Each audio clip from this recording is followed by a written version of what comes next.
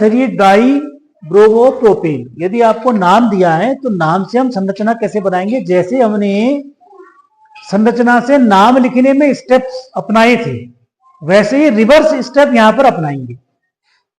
ठीक है, अब ध्यान देखना। देखो कहां से शुरू करेंगे, हमने लिखा है 1,3 डाइब्रोमोप्रोपेन। अब इसमें पहला ये आता है कि हम इसको शुरू कहां से करेंगे। तो पहले हम जैसे नाम लिखने में देख लेते हैं मूल शब्द, तो यहां पर भी पहले हम मूल शब्द ही ढूंढेंगे। मूल शब्द क्या आया है, प्रोपेन आया है। तो प्रोपेन के लिए हम क्या बना देंगे, 3 कार्बन की चेन बना देंगे। ठीक हो गया, 3 कार्बन की चेन। हाइड्रोजन सबसे लास्ट में लगाएंगे, ध्यान रखना। अब उसके बाद क्या आया, देखो 1,3 डाइब्रोमो आया हुआ, यानी कि ब्रोमीन लगी हुई है। अब नंबर दे रहा है ना ये 1,3, तो 1 का मतलब क्या हुआ, आप कहीं से भी आप शुरू करोगे तो उसको 1 मानेंगे। ये माना हमने, मान लिया इसको हमने लग दिया Br, इसको 1 मानेंगे तो ये 2 हो गया, 3 हो गया। यहां पर भी क्या लगा दिया, ब्रोमीन लगा दिया, 1,3 डाइब्रोमो आ गया। ठीक है, प्रोपेन इतना ही है और कुछ नहीं लिखा हुआ। अब क्या करेंगे, अब हाइड्रोजनों को जोड़ देंगे। यहां पर कितने आएंगे, 1 2, तो ये H2 हो जाएगा। यहाँ पर 1 2 ये भी H2 हो जाएगा, 1 2 ये भी H2 हो जाएगा। तो ये इसकी संरचना बन गई। ठीक है, तो जैसे नाम लिखने में स्टेप लगा, देखो डबल बॉन्ड वाले को क्या लिखते हो आप। अब देखो इसको कैसे लिखोगे आप, तरीका समझो, फिर बार बार गलती कर दे रहे हो। देखो ये है ना, इसको सीधा, इनको पहले सिंप्लीफाई करना पड़ता है, सीधा बनाना है आप। ठीक है, ये हमने ऐसा घुमा के बना रखा, तो इसको अगर हम सीधा बनाएंगे तो कैसे बनेगा, ये ऐसा बना दिया, मतलब ये वाला बॉन्ड कर दिया, फिर यहाँ पर से डबल बॉन्ड है तो इसको हम ऐसा डबल कर देते हैं। ठीक है, फिर क्या है, फिर उसके बाद सिंगल बॉन्ड है। ठीक है, इसका मतलब अब कार्बन लगा दो जहां पर ये लगे, माना यहाँ पे पहले कार्बन था, फिर यहाँ पर कार्बन होगा, फिर यहाँ पर कार्बन होगा, फिर यहाँ पर कार्बन होगा। ठीक है, ये हो गया। ठीक, अब ये क्या बना जो हमने देखा हुआ है। अब इसमें हम हाइड्रोजन जोड़ देते हैं, ये कार्बन है तो ये क्या हो जाएगा, CH3 हो जाएगा। 1 2 या 3 है तो ये CH हो जाएगा खाली, यहाँ पर भी CH हो जाएगा, ये क्या हो जाएगा, CH3 हो जाएगा। अभी क्या बना, CH3 CH double bond CH CH3। ठीक, तो हम क्या नाम लिखते हैं इसका, 1 2 3 4 ब्यूट हो गया। ठीक है, ब्यूट हो जाएगा, प्लस क्या जोड़ देंगे, 3 जोड़ देंगे तो क्या हो जाएगा, ब्यूटीन। फिर इसको नंबर भी दे देंगे, तो ये कहाँ से है, दूसरे पे है, तो ब्यूटीन 2 इसका नाम। ठीक है, तो ये अब ऐसे दूसरे में आओ, देखो अभी दूसरा है ना, फिर हमने कहा कि इसको शुरू करते हैं वैसे ही, जैसे ये है, यहाँ पे कार्बन लगा दिया हमने एक, फिर अगला कार्बन है, ये कार्बन लगा दिया, फिर यहाँ जाते हैं, ये तीसरा कार्बन लगा दिया, फिर अगला ये कार्बन लगा दिया। पहले ये हमने इसका ये संरचना बना दी। अब हम ये देख रहे हैं कि जहां से पहला वाला कार्बन है, ये कार्बन, यहां से एक कार्बन और लगा है ऊपर को, फिर एक नीचे को भी लगा हुआ। ठीक है ना, ये बना हुआ है, मतलब इसी को हमने ऐसा बना दिया है। यहाँ पर से जहां से शुरू किया, अब जहां से शुरू किया यहाँ पर है, तो ये क्या हो जाएगा, CH3 हो जाएगा। ये 1 2 3 4 यहाँ पर कुछ नहीं लगेगा, यहाँ पर CH3 लग जाएगा, ये CH3 हो जाएगा। 1 2 CH2 हो जाएगा, ये CH3 है। अब इसका क्या नाम लिखेंगे बताओ, तो सिंपल हो गया है ना, 1 2 3 4, हाँ कितने हो गए, 1 2 3 4, ब्यूट हो गया, ब्यूटेन हो गया। ठीक, अब ब्यूटेन में क्या लगा है, 2 नंबर, यहाँ पे 1 दे देंगे, 2 2 डाई मैथिल ब्यूटेन इसका नाम है, 2 डाई मैथिल ब्यूटेन इसका नाम। ठीक है, अब इसमें देखो तीसरा वाला देखो, ये हमने संरचना परसों बनाई थी, ये संरचना ऐसी रहेगी। परसों मैंने जब वो बनाए थे पूर्व लग्न वाले, पूर्व लग्न में ये किसकी संरचना होती है, पूर्व लग्न जब हम बनाते हैं तो ये किसकी संरचना होती है, इसमें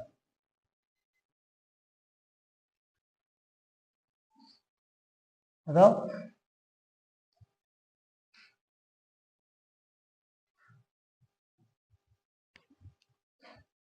पूर्व लग्न जब लिखा था हमने, तो ऐसे त्रिभुज जैसी संरचना, मैंने क्या कहा था कि उसमें त्रिभुज यदि लगता है तो उसको क्या कहेंगे, है तो ये इसको है साइक्लोप्रोपेन कहते हैं ना। इसको हम त्रिभुज जैसी, मैंने क्या कहा था, गणित में यदि आएगा तो इसको क्या कहेंगे, और केमिस्ट्री में आएगा तो क्या कहेंगे ना। ठीक है, अब इसको हम क्या करेंगे, नंबरिंग देंगे। देखो 1 2 3, 1 2 3 ऐसे नंबर दे दिया, तो दूसरे नंबर पर क्या लगा है, ये साइक्लोप्रोपिल, और दूसरे नंबर पर क्या लगा है, मैथिल भी लगा है। तो 2 साइक्लोप्रोपिल 2 मैथिल प्रोपेन। अब इसमें अल्फाबेटिकली जो पहले आएगा वो पहले लिखा जाएगा, तो इसमें हो जाएगा 2 मेथिल 2 साइक्लो प्रोपेन।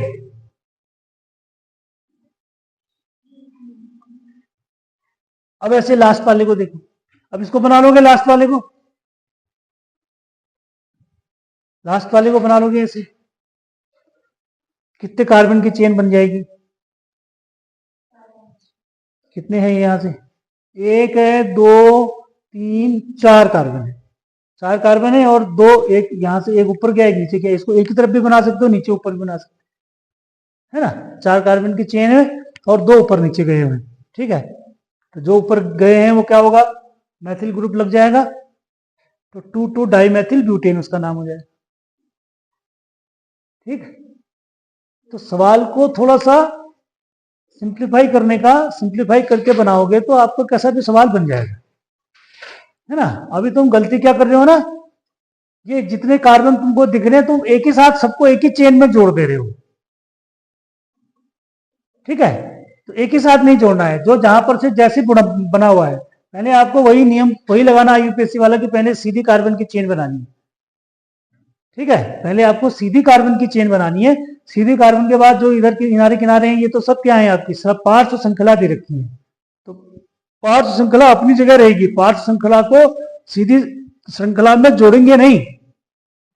आईयूपीएससी केवल ये कहता है कि सबसे लंबी श्रृंखला आपको चयनित करनी है, और सबसे लंबी श्रृंखला चयनित करने के बाद फिर पार्श्व श्रृंखला को आपको पहचानना है कि वो कौन कौन सी हैं, फिर उनका क्या नाम लिखा जाएगा, ठीक है। तरीका सब में यही अपनाएंगे आप, एलिफेटिक वाले में भी और एरोमेटिक वाले में, ठीक है ना। तो दोनों में इसी तरीके से नाम लिखना है, हो जाएगा।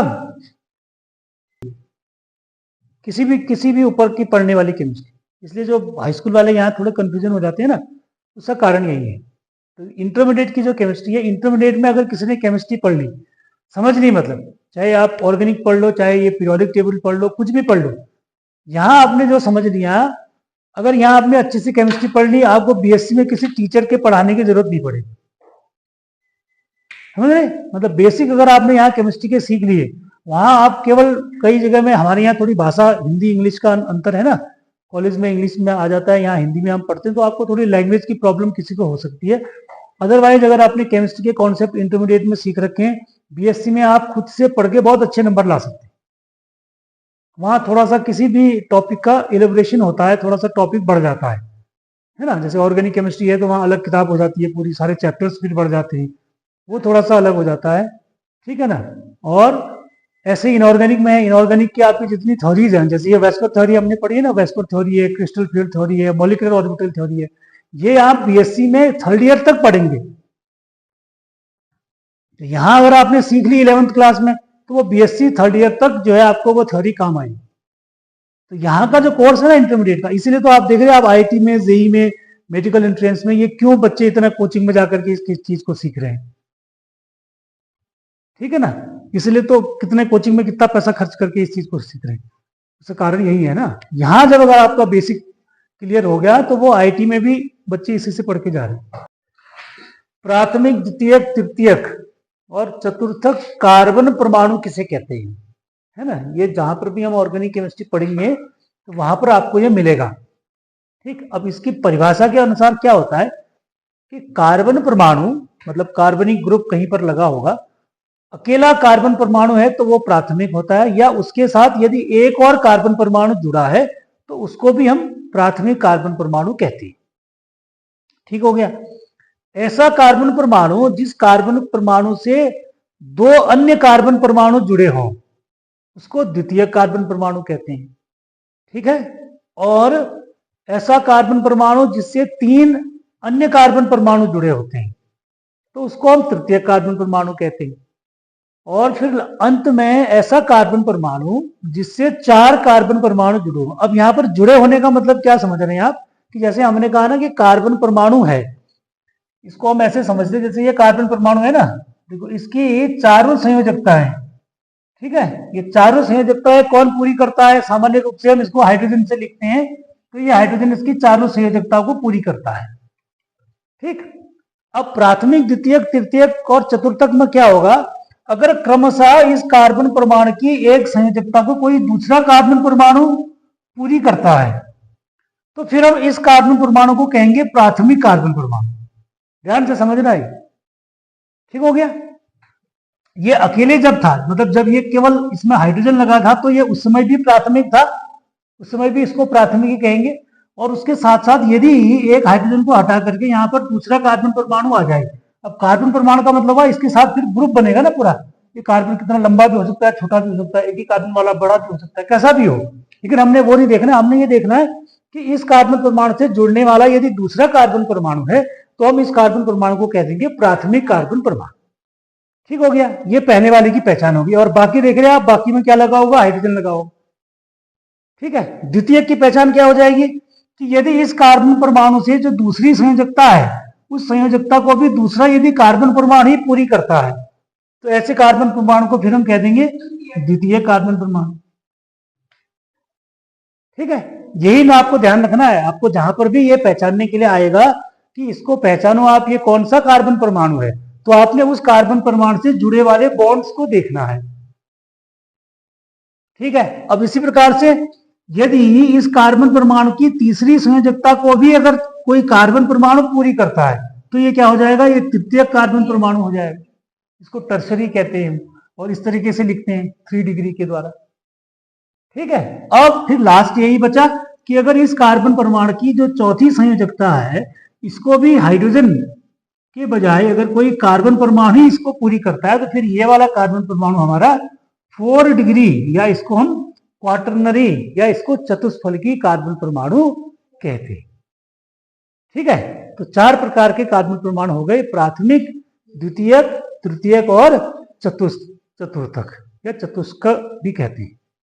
ठीक है, ये 4 प्रकार के कार्बन परमाणु होते हैं। आपको पहचानना कैसे है, जिस कार्बन परमाणु को पहचानने के लिए कहा जाएगा उसके साथ में देखना है कि उसका बॉन्ड किसके साथ जुड़ा हुआ है। ठीक है, अब एक एग्जाम्पल हमने ये लिखा हुआ है, अगर आपको समझ में आ गया है तो आप इस एग्जाम्पल को देख करके बताओ कि इस एग्जाम्पल में प्राथमिक, द्वितीयक, तृतीयक, चतुर्थक 4 प्रकार के कार्बन परमाणु हैं। ठीक है, अब कौन कौन सा कार्बन परमाणु प्राथमिक है, कौन सा द्वितीयक है और कौन सा तृतीयक और